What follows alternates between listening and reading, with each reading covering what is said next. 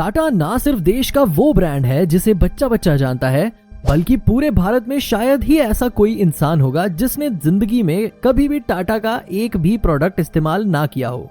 देश के नमक से लेकर देश की एयरलाइंस तक, स्टील से लेकर कार तक, होटल से लेकर चाय तक, टाटा सब कुछ बनाता है। कुल मिलाकर बात ये है कि अगर हम ये कहें कि टाटा सिर्फ देश का नमक ही नहीं बल्कि पूरा देश बनाता है तो भी गलत नहीं होगा। टाटा कोई कंपनी नहीं है, बल्कि ये कई कंपनियों से बना एक ग्रुप है जो करोड़ों लोगों को रोजगार देता है और ये देश के वर्तमान और भविष्य दोनों को बना रहा है।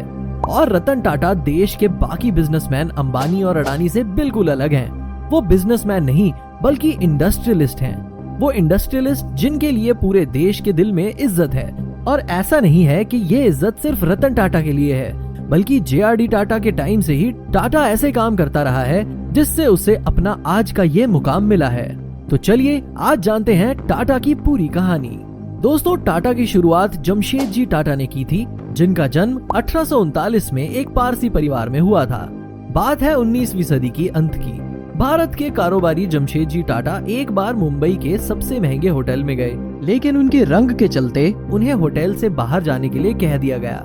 कहा जाता है कि उन्होंने उसी वक्त तय किया कि वे भारतीयों के लिए इससे भी बेहतर होटल बनाएंगे और 1903 में मुंबई के समुद्र तट पर ताजमहल पैलेस होटल तैयार किया गया। ये मुंबई की पहली ऐसी इमारत थी जिसमें बिजली थी, अमरीकी पंखे लगे थे, जर्मन लिफ्ट मौजूद थी और अंग्रेज खानसामा भी थे।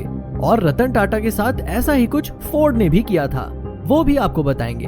बस आपको वीडियो के लास्ट तक हमारे साथ बने रहना है। टाटा के पूर्वज पारसी पुजारी थे, लेकिन जमशेद जी ने तो कपड़े, चाय, तांबा, पीतल और यहाँ तक कि अफीम के धंधे में भी अपनी किस्मत आजमाई, क्योंकि तब अफीम का धंधा कानूनी तौर पर मान्य था। उन्होंने इस दौरान काफी यात्राएं की और नई खोजों को लेकर वो बहुत ज्यादा उत्साहित रहते थे। ब्रिटेन की एक यात्रा के दौरान उन्हें लंकाशायर कॉटन मिल की क्षमता का अंदाजा हुआ।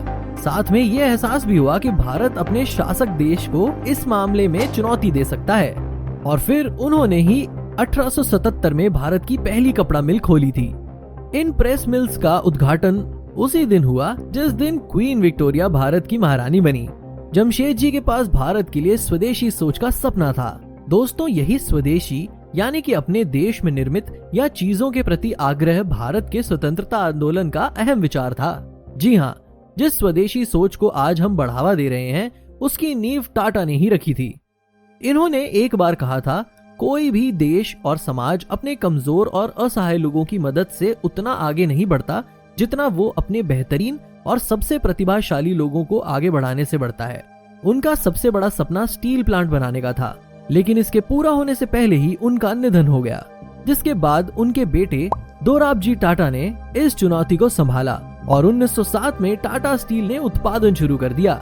भारत स्टील प्लांट बनाने वाला एशिया का पहला देश बना था। जमशेदपुर शहर को जमशेद जी ने एक औद्योगिक शहर बनाने के लिए भी निर्देश दिए थे। उन्होंने दोराब को लिखे एक लेटर में कहा था कि इस शहर की सड़कें लंबी होनी चाहिए और उसके दोनों तरफ छायादार पेड़ लगाए जाएं। बगीचे के लिए पर्याप्त जगह होनी चाहिए। फुटबॉल, हॉकी के मैदान के अलावा पार्क के लिए भी जगह होनी चाहिए। और दोस्तों, उनके इन्हीं निर्देशों का नतीजा बना जमशेदपुर शहर। प्रॉफिट से ऊपर रखें एम्प्लॉय। दोस्तों, दुनिया भर के दूसरे देशों में भी जब अपने कर्मचारियों के लिए भले ही आयोजन ना के बराबर होती थी, तब भी टाटा ने श्रमिकों के लिए कल्याणकारी योजनाएं शुरू की थी। 1877 में पेंशन की व्यवस्था, 1912 में प्रतिदिन 8 घंटे की शिफ्ट और 1921 में मातृत्व सुविधाएं मुहैया करवानी शुरू की। जमशेद जी का यकीन था कि कारोबार तभी आगे बढ़ेगा जब उसमें समाज के बड़े तबके की हिस्सेदारी होगी। खुद नहीं, देश पहले।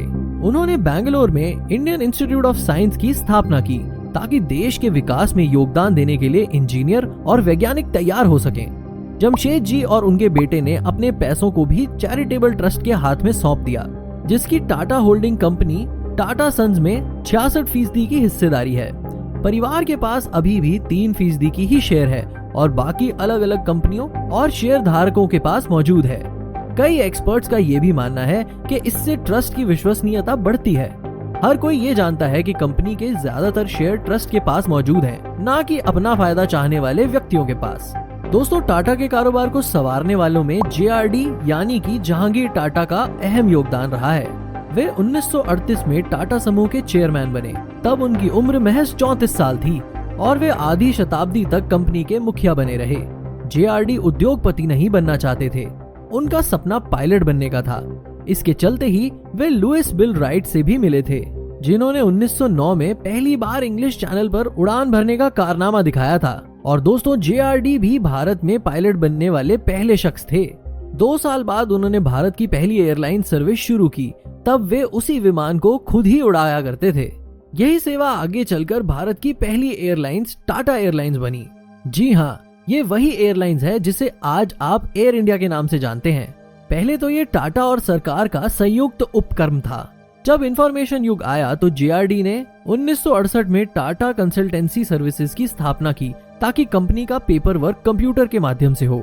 और दोस्तों, आज TCS पूरे टाटा समूह की सबसे मुनाफे वाली यूनिट है, जो दुनिया भर में कंप्यूटर सॉफ्टवेयर की आपूर्ति करती है।